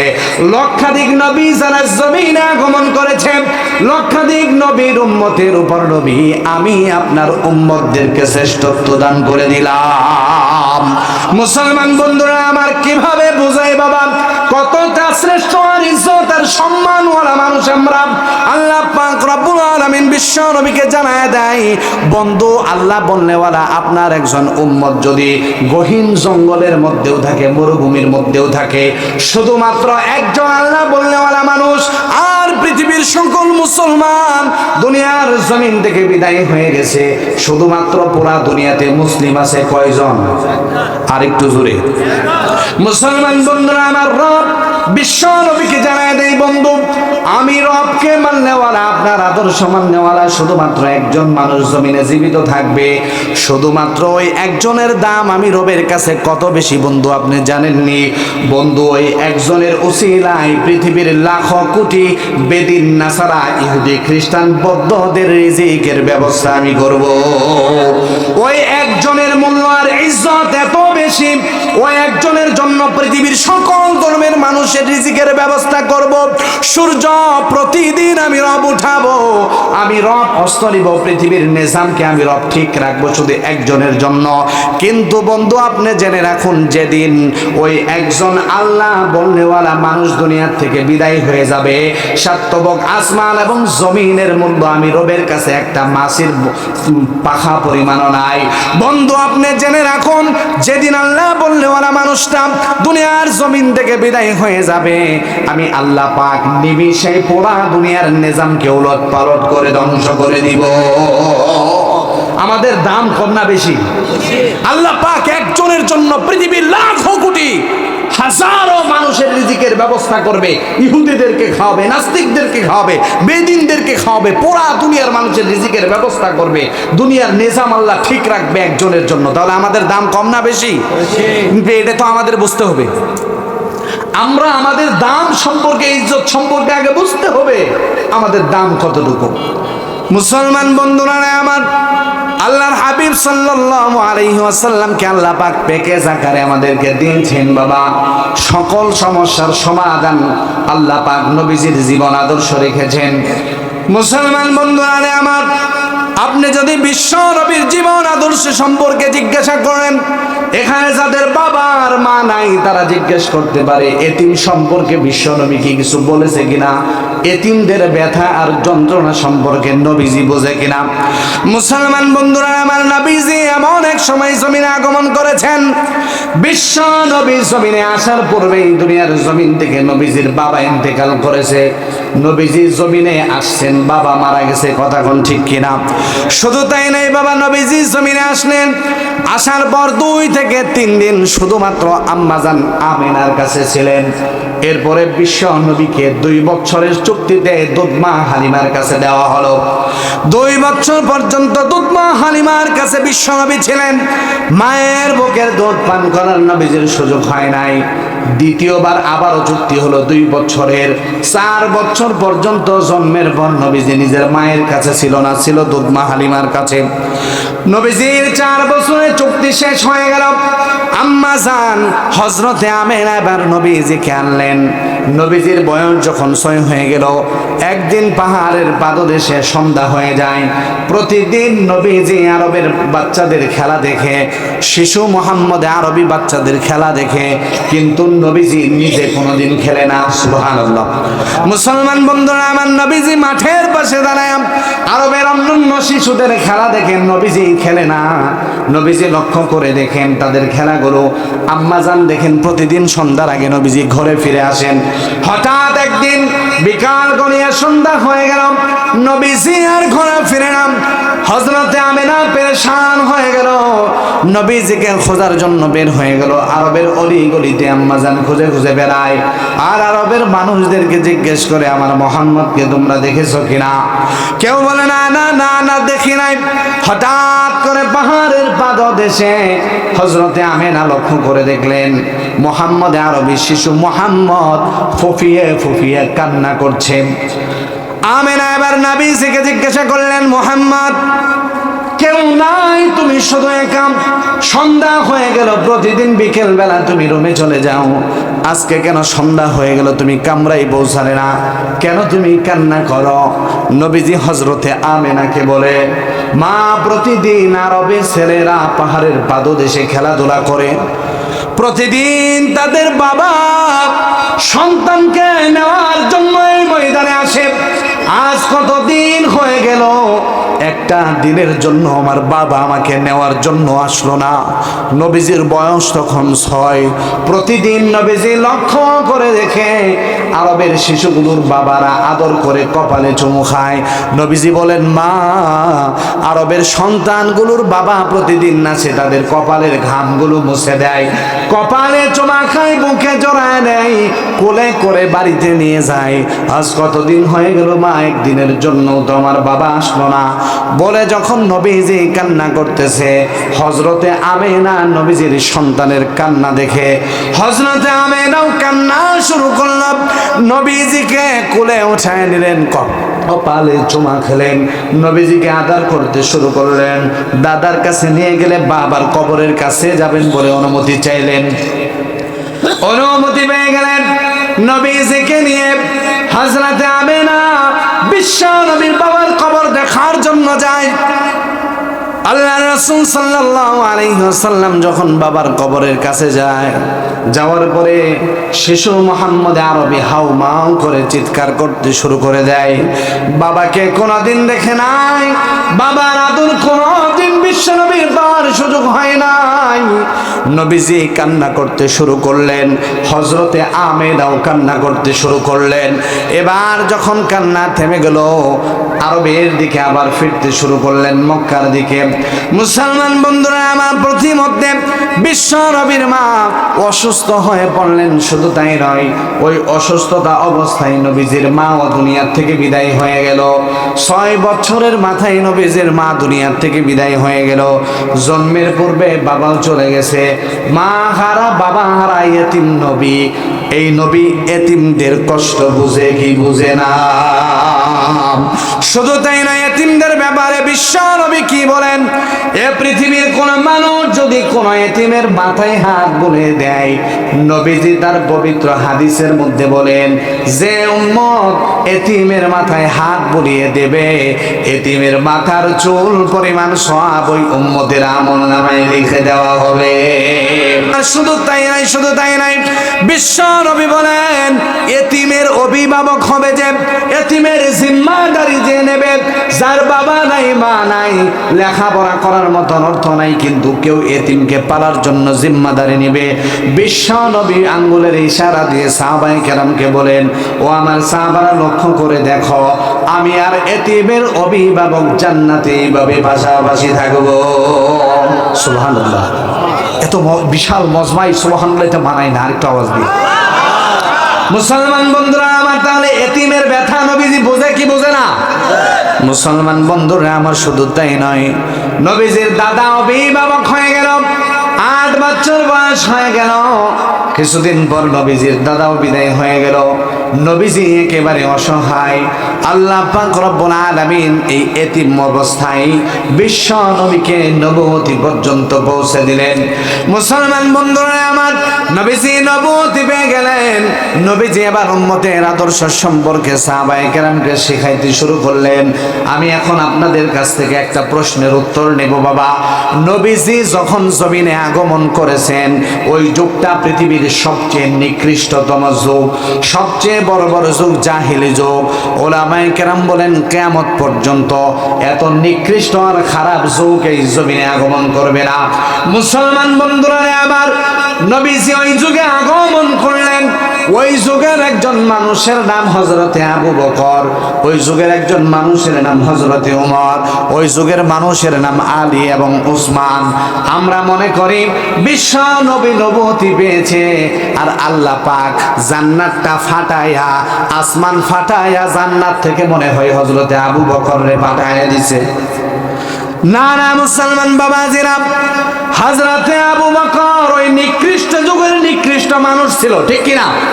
হযরতে ওমর নিকৃষ্ট যুগের নিকৃষ্ট মানুষ ছিল, কিন্তু কোরআন মানার কারণে, বিশ্ব নবীর আদর্শ মানার কারণে পৃথিবীর সবচেয়ে নিকৃষ্ট যুগের নিকৃষ্ট মানুষগুলো আল্লাহ পাক জমিনের সবচেয়ে দামি আর উৎকৃষ্ট মানুষ বানায়া দিয়েছে। মুসলমান বন্ধুরা আমার, সাহাবায়ে কেরামের মতন দামি হবেন আপনি? আরে বাবা, সাহাবায়ে কেরামের মতন দামি হবেন তো দূরের কথা, বিশ্বনবী তার হাদিসের মধ্যে জানায় দেয়, নবীজি বলেন আমার সাহাবারা যুদ্ধের ময়দানে অংশগ্রহণ করেছে, আরবের অলি গলিতে ঘোড়া নিয়ে সাওয়ার হয়েছে, ওই ঘোড়া যেই পথে চলেছে, ওই ঘোড়ার পায়ে যেই ধুলি কণাগুলো লেগেছে, ওই ধুলি কণা যদি এক পাল্লাই দেওয়া হয়, কিয়ামত পর্যন্ত যত পীর, যত ওলি গাউস, যত মুফতি মুহাদ্দিস মাওলানা আসবে, প্রত্যেকের আমল নামা যদি এক পাল্লাই দেওয়া হয়, আমার সাহাবায়ে কেরামের পায়ের ধুলি কণার ওজন বেশি হয়ে যাবে। মুসলমান বন্ধুরা আমার, ওই যুগের নিকৃষ্ট মানুষগুলো তারা নবীজির সাথে বিরোধ করে নাই, কখনো নবীজির কথাগুলো তাদের মায়ের বিরুদ্ধে গিয়েছে, কখনো রাষ্ট্রের বিরুদ্ধে গিয়েছে, কখনো নিজের বিরুদ্ধে গিয়েছে, কিন্তু তারা নবীজির কথাগুলো সাথে সাথে মেনে নিয়েছে। আজকের পৃথিবীর মুরব্বী বাবারা, নওজোয়ান যুবকরা, পর্দার আড়ালের মারা, কথাগুলো যদি আমাদের বিপক্ষেও যায়, দলের বিরুদ্ধেও যায়, কোরআনের পক্ষে বলার সাথে সাথে যদি আপনি মাথাকে নত করে দেন আর বলেন কোরআন যা বলেছে তাই সত্য, কোরআনের বিপরীতে পুরা দুনিয়া আমি ডাস্টবিনে ফেলবো, কোরআনকে আঁকড়ে ধরবো, যদি এটা করা যায় তাহলে আমাদের মধ্যে শান্তি আসবে, বৈষম্য দূর হবে, সন্তান বাবা মার হক আদায় করবে, বাবা মা সন্তানের হক আদায় করবে, প্রত্যেকটা ফ্যামিলিতে শান্তি প্রতিষ্ঠা হবে। কথা কোন ঠিক কিনা? মুসলমান বন্ধুরা আমার, মুহাম্মদ আরবি সাল্লাল্লাহু আলাইহি ওয়াসাল্লাম কেমন আদর্শবান ছিলেন বাবা, আমি আপনাদেরকে বলে যাই বাবা, আমি শুধু টুকরা টুকরা আপনাদেরকে কিছু কথা নবীজির বলবো, আপনি লক্ষ্য করে দেখবেন আমার নবীজিকে, বিশ্ব নবীকে আপনি আদর্শ হিসেবে মানতে চান কিনা। বাবা, আপনি বহু রাজনৈতিক দলের সাথে যুক্ত থাকতে পারেন, ক্ষমতা আপনার থাকতে পারে, অর্থ আপনার থাকতে পারে, বাবা এই পৃথিবীতে যদি শান্তি চান শুধুমাত্র নবীজির আদর্শ মানতে হবে। কথা কোন ঠিক কিনা? মুসলমান বন্ধুরা আমার, নবীজির একজন রসিক সাহাবী, যে সাহাবী কথা বললেন নবীজি মাঝে মাঝে হাসিয়ে দিতেন, সুবহানাল্লাহ। ওই সাহাবী যদি কথা বলতো, এমন এমন মজার কথা বলতো, তো নবীজিও হেসে দিতেন, মুস্কি হাসি দিতেন আল্লাহ রাসূল সাল্লাল্লাহু আলাইহি সাল্লাম। একদিন সাহাবায়ে কেরামকে নিয়ে ওই রসিক সাহাবী মজার মজার কথা বলতেছেন, আল্লাহ রাসূলের লাঠি মোবারক দিয়ে নবীজি পিছন থেকে আইসা ওই সাহাবীর কোমরের মধ্যে আস্তে করে মৃদু এরকম ভাবে স্পর্শ করেছে আর গোতা দিয়ে বলছেন, এত হাসাও কেন সাহাবায়ে কেরামকে? নবীজি মজা করে বলছেন, এত হাসাও কেন? ওই সাহাবী ঘুরেই দেখে বিশ্ব নবী তার লাঠি মোবারক দিয়ে শরীরে স্পর্শ করে গোতা দিয়েছেন। ওই সাহাবী বলতেছেন, নবীজি আপনি না ইনসাফ প্রতিষ্ঠা করার জন্য জমিনে আসছেন, বৈষম্য দূর করার জন্য না জমিনে আসছেন, প্রত্যেকের হক আপনি প্রতিষ্ঠা করার জন্য আসছেন, তো নবীজি আপনি যে আমারে গোতা দিলেন, আমিও আপনার গোতা ফেরত দিতে চাই। সুবহানাল্লাহ ওয়া বিহামদিহি। নেতাই দিছে প্রজারে গোতা, আর প্রজায় নেতারে আবার গোতা দিতে চাইতেছে। বলেন তো কি অবাক করা কাণ্ড না? আমাদের নেতা হইলে 12টা বাজায় ছাড়বে। কথা কোন ঠিক কিনা? মুসলমান বন্ধুরা আমার, এই সাহাবী নবীজিকে বললেন, নবীজি আপনাকেও আমি একটা গোতা দিব, কেননা আপনি আমাকে গোতা দিয়েছেন। সকল সাহাবীরা অবাক হয়ে তাকিয়ে আছে, হাই হাই, বলে কি আসমান এবং জমিন যার জন্য রব সুন্দর করে সাজাইলেন তাকে বলে লাঠি দিয়ে আঘাত করবে? সাহাবারা অবাক হয়ে ওই রসিক সাহাবার দিকে তাকায় আছেন। নবীজি বললেন, ও আমার সাহাবারা, সত্যি তো আমি ইনসাফ প্রতিষ্ঠার জন্য জমিনে আসছি। নাও নাও, এই যে লাঠি নাও, তোমার লাঠি, আমার লাঠি দ্বারা তুমি আমাকে আঘাত করো। সুবহানাল্লাহ। মুসলমান বন্ধুরা আমার, ওই সাহাবী এবার কয়, নবীজি আপনি যখন আমাকে আঘাত করেছেন তখন আমার শরীরে কোনো কাপড় ছিল না, আপনার শরীরে তো জামা জুব্বা আছে নবীজি, তাহলে তো ইনসাফ হলো না। আপনি যেমন খালি শরীরে আঘাত করেছেন, আমিও আপনার খালি শরীরে আঘাত করতে চাই। সাহাবায়ে কেরাম আরো অবাক হয়ে গেল, হায় হায়, সাহাবী বলে কি নবীর থেকে লাঠিও নিল, আবার নবীজির খালি শরীর মুবারকে আঘাত করবে। সাহাবীরা অবাক হয়ে গেলেন।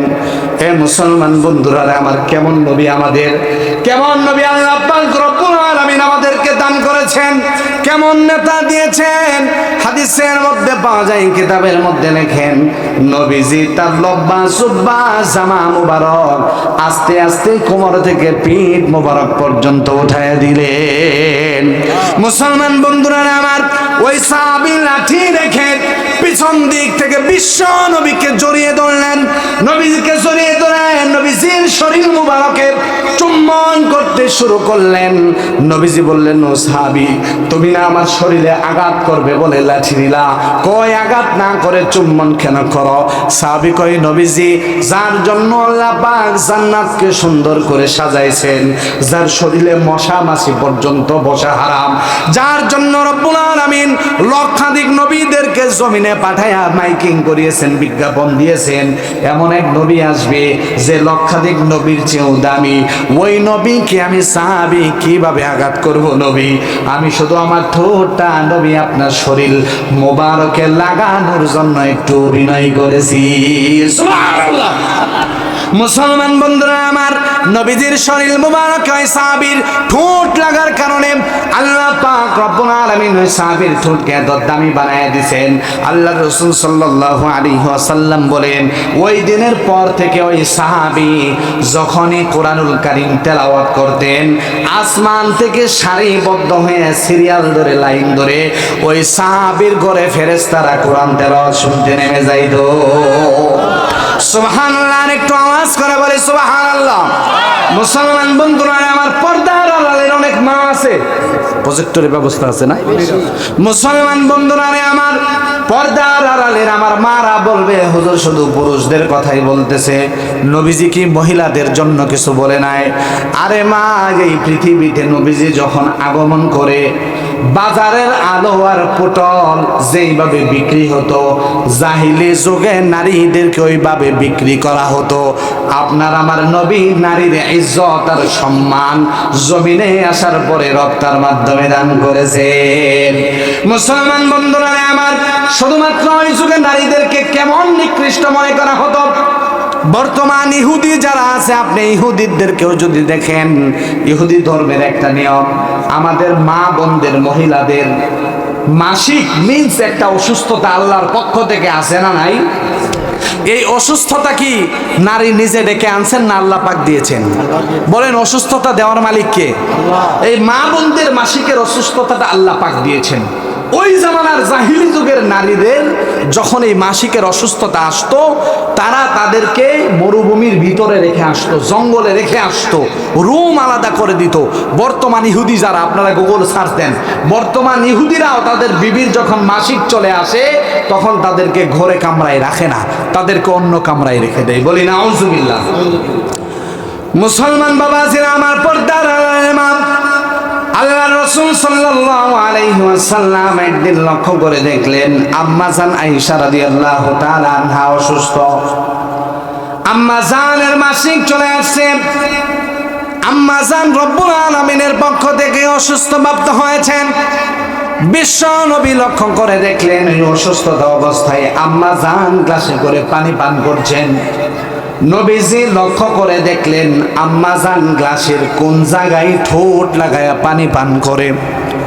মুসলমান বন্ধুরা আমার, নবীজি লক্ষ্য করলেন আম্মা জানের পানি পান করা শেষ হলো। নবীজি আম্মা জানের কাছ থেকে গ্লাসটা নিলেন। আম্মা জান যেই জায়গায় ঠোঁট লাগায়া পানি পান করেছেন, আপনার আমার নবী গ্লাসের ওই জায়গায় ঠোঁট লাগায়া পানি পান করেছেন। পৃথিবীর মানুষদেরকে, পুরুষদেরকে নবীজি জানিয়ে দিলেন, পৃথিবীর পুরুষরা জাহেলি যুগের পুরুষের মতন তোমরা হয় না।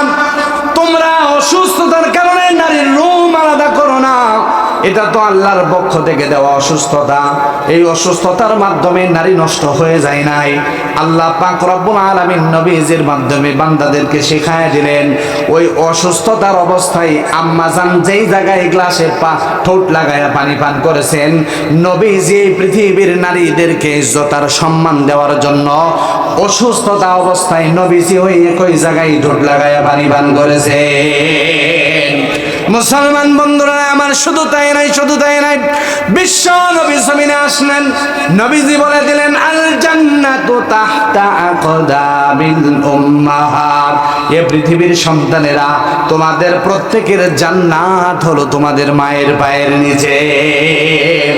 নবীজি যখন বললেন নারীর পায়ের নিচে, মায়ের পায়ের নিচে সন্তানের জান্নাত, পৃথিবীর সকল সন্তানগুলো নারীদেরকে ইজ্জত আর সম্মান করতে শুরু করলো, নারীর খেদমত করতে শুরু করলো, কারণ তারা জেনে গেল যে মায়ের খেদমতের মাধ্যমে জান্নাতের টিকিট পাওয়া যায়। কথা বল ঠিক কিনা?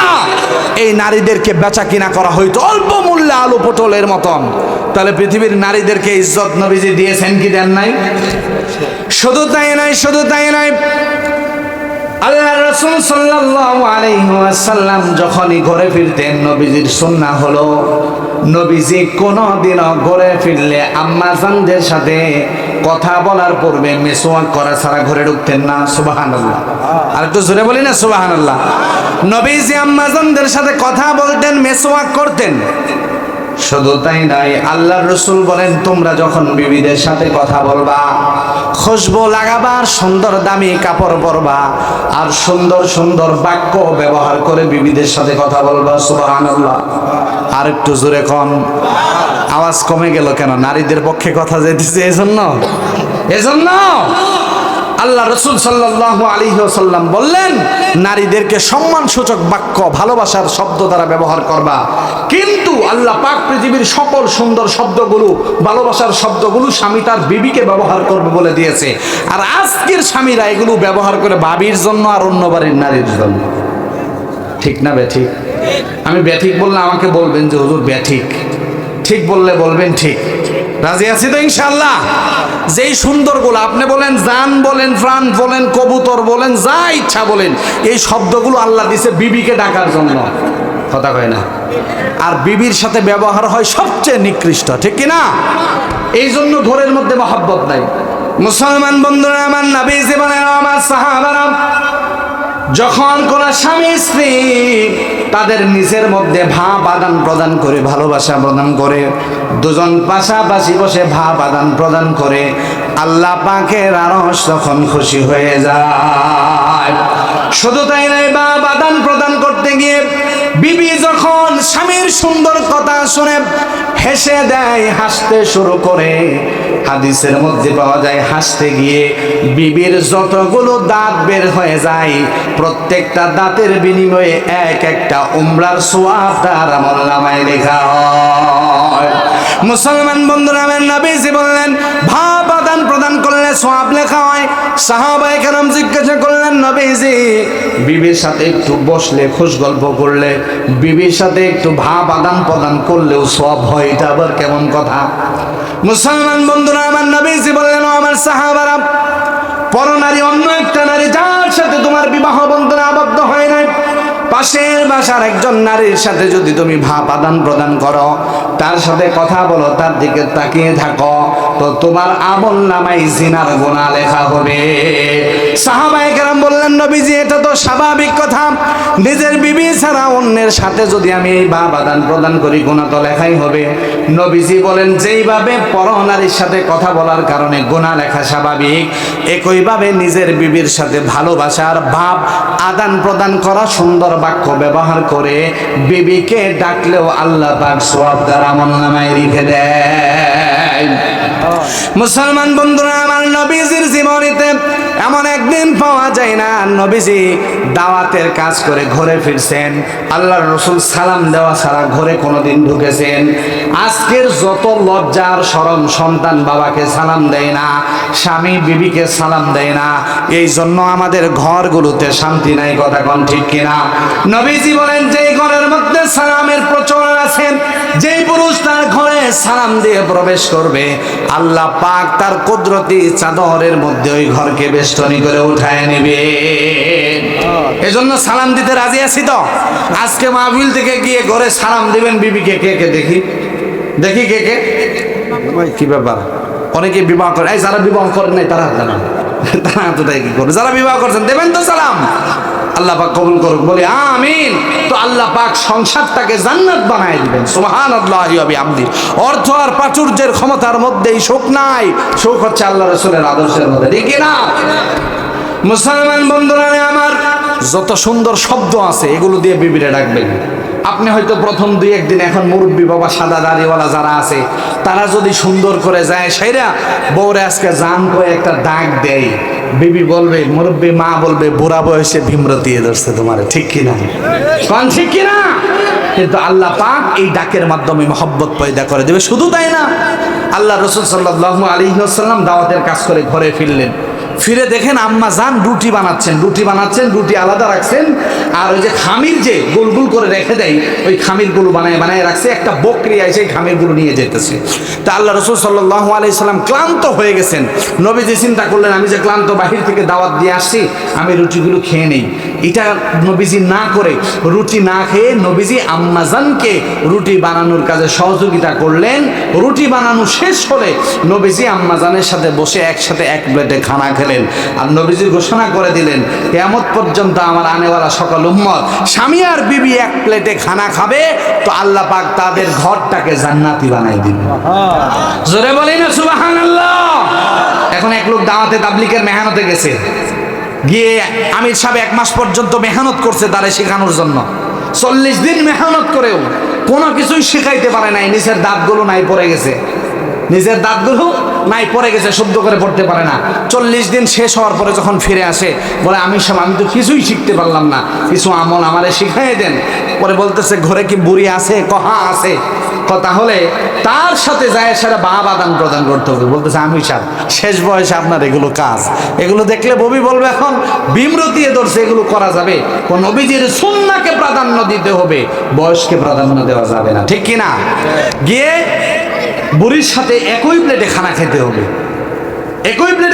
হবে। এবার চিল্লার থেকে আসার পর ঘরে গেছে, যাওয়ার পর বলেন তো, বুড়া বুড়ি যদি এক প্লেটে খানা খাবার বসে, দুষ্ট নাতি আছে কিনা? এরা যদি দেখে যে চিল্লাত পাঠাইলাম বুড়ারে ঠিক করার জন্য, বুড়া চিল্লার থেকে আহেসে আরো নতুন ভাব ধরছে, কথা এখন ঠিক কিনা? এই লজ্জায় বুড়া বলতেছে, তুমি একটা কাজ করো, নাতিরা যেহেতু আছে দরজাটা একটু আটকায় দাও। এবার বুড়ি কয়, বিমরতি যে তোমারে বেশি ধরছে এটা তো আমিও বুঝলাম, নাতি যে বলবো আগে দরজা রাত্রে লাগাই, তা চিল্লাই যায়, এখন দিনেই লাগানো শুরু করছে। কতক্ষণ ঠিক না ঠিক? তো এখন কি করবে? লজ্জা তো, কেমনি কি করে? আমির সাহেব শিখাই দিছে এক প্লেটে খানা খাবে, আর সুন্নাহ আরেকটা। আমি এখন সুন্নতের কথাটা বলবো। সাদা দাড়িওয়ালা মুরব্বী বাবারা, যুবকরা তো করে, এরা ফার্স্ট, আপনারা আমলটা করবেন ইনশাল্লাহ। দেখেন মুসলমান বন্ধুরা আমার, আল্লাহর হাবিব সাল্লাল্লাহু আলাইহি ওয়াসাল্লাম লোকমা খেয়েছেন, রুটি খেয়েছেন। নবীজি নিজের লোকমা থেকে আম্মা জানকে মুখে তুলে খাইয়ে দিয়েছেন। আমির সাহেব এবার মামুরকে শিখাইয়ে দিয়েছেন, বুড়াকে, বুড়া এক প্লেটে খানা খাবা, কিন্তু তুমি তোমার বুড়িরে খাওয়াই দিবা, আর বুড়িরে কবা তোমারে খাওয়াই দিতে। বলেন তো, কাজ আরো সারছে না? এখন বুড়া কি করবে? এক প্লেটে খাবার নিছে, কিন্তু কেমনে বলে লজ্জা শরম ভেঙে সুন্নতের মহব্বতে বলছে যে, বুড়ি একটু হা করো, আমি খাওয়াই দেই। বলেন তো বুড়ির অবস্থাটা তখন কেমন? আবার যখন বুড়িকে খাওয়াইছে, বুড়িকে যখন বলছে, বুড়ি এবার তুমি আমারে খাওয়াই দাও, তখন বুড়ির অবস্থা কেমন, বুড়ার অবস্থা কেমন? আল্লাহ রাসূল সাল্লাল্লাহু আলাইহি ওয়াসাল্লামের এই হাদিস শেষ বয়সে আমল করার কারণে বিবির প্রতি ভালোবাসা বেড়ে যায়, স্বামীর প্রতি বিবির ভালোবাসা বেড়ে যায়। আর যৌবনকালে যদি যুবক যুবতী এক প্লেটে খানা খেয়ে তার বিবিকে সে খাওয়ায় দেয় আর বিবি তাকে খাওয়ায় দেয়। ওই ঘরে মহব্বত দিবেন কে? বলেন কে? দিবস হবে না, দিবস হবে না, পিটাপিটিও হবে না। আর আমাদের তো কিছু স্বভাবও খারাপ আছে, সকালবেলা ঘুম ভাঙলে এক ডোজ দিয়ে শুরু করে বলিরে, কথা কোন ঠিক কিনা? এগুলো করা যাবে না। নবীজি কোনোদিন বিবিদেরকে মারেন নাই। বিবিদেরকে আদর করতে হবে, ভালোবাসার সহিত বলতে হবে, আদরের সাথে বলতে হবে। বলবো তো ইনশাআল্লাহ। মুসলমান বন্ধুরা রে আমার, মা বোনরা ভাবছে হুজুর তো সব আমাদের পক্ষে বলতেছে, এরকম ভালো হুজুর হয় না, ঠিক না? মুসলমান বন্ধুরা রে আমার, আল্লাহ রাসূল সাল্লাল্লাহু আলাইহি ওয়াসাল্লাম নারীদের ইজ্জত দান করেছেন। এ পৃথিবীর কোন তন্ত্র মন্ত্র, কোন দল, কোন নেতা, কোন ক্ষমতা, কোন খেতা, কোন মত, কোন পথ নারীদেরকে এত ইজ্জত দেয় নাই। ইসলাম নারীদেরকে যত ইজ্জত দিয়েছে, কথা কোন ঠিক কিনা? এ পৃথিবীর মত আর পথগুলো আপনার আমার মা বোনদেরকে উলঙ্গ করে বাজারের পণ্য হওয়ার ব্যবস্থা করেছে, ঠিক কিনা? মুসলমান বন্ধুরা আমার, ইসলাম শুধু নারীদের অধিকার আদায় করেছে, নারীদেরকে ইজ্জত আর সম্মান দিয়েছেন। আল্লাহ পাক রব্বুল আলামিন কোরআনুল কারীমের মধ্যে আয়াত নাজিল করে জানায় দেয়, ওয়াকারনা ফি বুয়ুতিকুন্না ওয়ালা তাবাররাজনা তাবাররুজাল জাহিলিয়াতিল উলা। আল্লাহ পাক রব্বুল আলামিন জানায় দেয়, ও পৃথিবীর নারীরা, তোমরা জাহিলি যুগের নারীদের মতন ঘর থেকে বের হয় না। তোমরা স্ব ঘরে নিজের ঘরে অবস্থান করো। তোমরা তোমাদের যৌবনকে, তোমাদের সৌন্দর্যকে, রূপ লাবণ্যকে অন্যের সামনে তুলে ধরো না, কেননা এগুলো শুধুমাত্র তোমার স্বামীর জন্য, কথা কোন ঠিক কিনা? আজকের পৃথিবীতে নারীরা যত সৌন্দর্য আছে, লাবণ্য আছে, সাজসজ্জা আছে, সব করে শুধুমাত্র সুন্নতে খাতনার অনুষ্ঠান, বিবাহের অনুষ্ঠান, জন্মদিনের অনুষ্ঠান, আর স্বামীর সামনে নোংরা কাপড় পরে থাকে, কথা কোন ঠিক কিনা? এজন্য মহব্বত ঘর থেকে পালায় গেছে। নবীজি খুশবু লাগায়া সুন্দর কাপড় পরিধান করে মেসওয়াক করে বিবিদের সাথে কথা বলেছেন, আর আমরা যত নোংরা কাপড় আছে শরীরে দুর্গন্ধ নিয়ে বিবির পাশে যাই বলি, ঠিক কিনা? এটা করব না, সুন্দর কাপড় পরিধান করব। নবীজি মেসওয়াক করে নবীজির বিবিদের কাছে যাইতেন। নবীজির মুখে কি দুর্গন্ধ ছিলেন? কথা কন, দুর্গন্ধ ছিলেন? আরে নবীজির ঘাম মুবারক তো আতর ছিল। সুবহানাল্লাহ। এই পিছনের বাবাজিদের হয়েছে কি সুবহানাল্লাহ হয় না কে? তো জোরে বলি সুবহানাল্লাহ। মুসলমান বন্ধুরা আমার, নবীজির 10 বছরের খাদেম হযরত আনাস রাদিয়াল্লাহু তাআলা আনহু বলেন, মক্কায় যখন বড় বড় অনুষ্ঠান হতো, ভিআইপি অনুষ্ঠান হতো, আয়োজন হতো, সাহাবায়ে কেরামরা নবীজির গাম মোবারক ব্যবহার করত। আমরা ঘেমে গেলে আমাদের শরীর থেকে দুর্গন্ধ হয়। হযরত আনাস বলেন, নবীজি যখন ঘেমে যাইতেন, ওই গাম থেকে মেশক আম্বরের চেয়েও দামি গাম বের হইত। শুধু তাই নয়, নবীজি যখন ঘেমে যাইতেন, সাহাবায়ে কেরাম কৌটা নিয়ে অপেক্ষা করতেন নবীজি কখন ঘামবে। নবীজি ঘামতেন আর সাহাবায়ে কেরাম কৌটার মধ্যে ঘাম রেখে দিতেন। সুবহানাল্লাহ। আরবের দামি দামি ভিআইপি অনুষ্ঠানগুলোতে সাহাবায়ে কেরাম নবীজির ঘাম আতর হিসেবে ব্যবহার করতেন। বলেন তো তাহলে নবীজির মুখে কি ঘাম ছিল, দুর্গন্ধ ছিল? মেসওয়াক করতো কেন?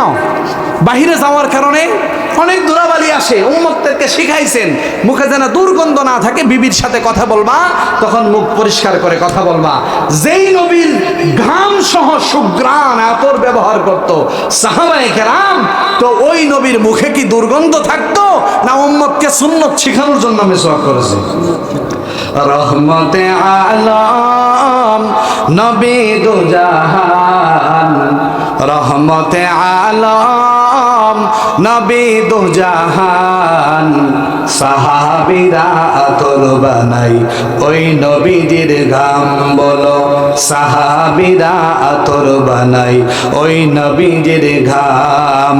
রহমতে আলম নবী দু জাহান, সাহাবীরা আতর বানাই ওই নবীজির ঘাম। বলো, সাহাবীরা আতর বানাই ওই নবীজির ঘাম। ঠিক না? মুসলমান বন্ধুরা রে আমার, আল্লাহ পাক রব্বুল আলামিন আলামিন এই উম্মতের যত কাজ আছে সব কিছুই খালেস দিলে করতে হবে। শুরুর কথা মনে আছে? কথা কোন মনে আছে? মুসলমান বন্ধুরা, আমার নবীজি যখন সাহাবায়ে কেরামকে দ্বীনের কোন আমলের কথা বলতেন, সাথে সাথে সাহাবায়ে কেরাম প্রতিযোগিতা শুরু করে দিতেন। নবীজি সাহাবায়ে কেরামকে শোনালেন, মান আবিল হাসানাত ফালাহু আশরু আমসালিহা। আল্লাহর রাসূল সাল্লাল্লাহু আলাইহি ওয়াসাল্লাম নবীজি সাহাবায়ে কেরামকে বললেন, ও আমার সাহাবারা, দ্বীনের যে কোনো কাজ তোমরা যখন ইখলাসের সাথে করবে, আল্লাহ পাক রব্বুল আলামিন ওই কাজকে, একটা কাজকে 10 গুণ, নবীজি বলে না না 700 গুণ, নবীজি বলে না না এর চেয়ে বেশি গুণ বৃদ্ধি করে আল্লাহ তোমার আমলনামায় দিয়ে দিবে। মুসলমান বন্ধুরা আমার, হযরতে আলী রাদিয়াল্লাহু তাআলা আনহু, হযরতে ফাতেমা রাদিয়াল্লাহু তাআলা আনহার স্বামী হযরতে ফাতেমা অসুস্থ। হযরতে আলী একদিন ফাতেমাকে বললেন, ও ফাতেমা, কখনোই তো আমার কাছে কোনো কিছু আবদার করো না, একটা কিছু চাও, তোমার এই অসুস্থতার অবস্থায় আমি দিতে চাই। হযরতে ফাতেমা, না না স্বামী, আমার কিছু প্রয়োজন নাই। নাসুর বান্দা হযরতে আলী যখন না ছাড়ে, এবার হযরতে ফাতেমা বললেন, স্বামী তাহলে আপনি একটা আনার আনতে পারেন। হযরতে আলী আনার আনার জন্য বাজারে চলে গেলেন। একটা দোকানে আনার পেলেন। হযরতে আলী আনার কিনে এবার ঘরের দিকে ফিরছেন। প্রতিমধ্যে একজন ভিক্ষুকের সাথে দেখা হয়ে গেল। ওই ভিক্ষুক বলল, আলী, আল্লাহর ওয়াস্তে আমাকে কিছু দান কর, আমি কয়েকদিন কিছু খাই না। হযরতে আলী চিন্তা করলেন, বান্দা যেহেতু আল্লাহর ওয়াস্তে চেয়েছে, আর নবীজি বলেছেন জমিনে কেউ যদি আল্লাহ পাকের ওয়াস্তে কিছু চাই তাকে খালি হাতে ফিরিয়ে দিও না, দান করে দাও। নবীজির এই কথা যখন হযরতে আলীর মনে হয়ে গেল, হযরতে আলী হযরতে ফাতেমার জন্য যে আনারটা এনেছিলেন, এই আনারটা ওই ভিক্ষুককে দান করে দিলেন। হযরতে আলী বড় পেরেশান, হায় হায়, আমার বিবি কোনোদিন আমার কাছে কিছু চাই না, আজকে প্রথম একটা আনার চাইছে, তাও ভিক্ষুককে দিয়ে দিলাম, আর একটা আনারও তো নাই, কেনার মতন অর্থ আমার নাই। হযরতে আলী মন খারাপ করে একটু চিন্তিত হয়ে ঘরে ফিরে আসলেন। ঘরে দরজায় কড়া নাড়লেন। হযরত ফাতেমা দরজা খুলে দেখলেন হযরতে আলীর মনটা কেমন জানি মলিন হয়ে আছে। মুসলমান বন্ধুরা আমার, হযরতে ফাতেমা জিজ্ঞাসা করলেন, আনার বুঝি পান নাই? সমস্যা নাই, সমস্যা নাই, আমি আপনার উপর এবং আল্লাহর উপর রাজি এবং খুশি আছি।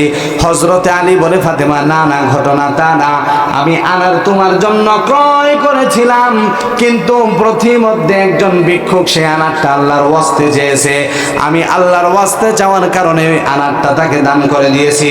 কেমন বিবি? হযরতে ফাতেমা বলে, আলহামদুলিল্লাহ, আল্লাহ পাকের শুকরিয়া, রব্বুল আলামিন আমাকে এমন এক স্বামী দান করেছেন যে স্বামী দুনিয়ার থেকে আখিরাতকে বেশি প্রাধান্য দেয়। সুবহানাল্লাহ। আলামিন বলেছেন, মান জাবিল হাসানাতি ফালাহু আসরু আমসালিহা। জমিনে যে একটা দান করবে আল্লাহ পাক রব্বুল আলামিন 10 গুণ বৃদ্ধি করে তাকে ফিরিয়ে দিবেন। হযরতে আলী রুমের মধ্যে হযরতে ফাতেমার সাথে কথা বলে, হঠাৎ করে আল্লাহর রাসূলের একজন সাহাবী দরজায় কড়া নাড়লেন, সালাম দিলেন। হযরতে আলী বের হয়ে দেখেন নবীজির একজন সাহাবী একটা পোটলা নিয়ে হযরতে আলীকে দিলেন। বললেন, আলী, বিশ্ব নবী আপনার জন্য এটা পাঠিয়েছেন। হযরতে আলী পোটলাটা হাতে নিলেন, রুমের মধ্যে গেলেন, পোটলাটা খুললেন।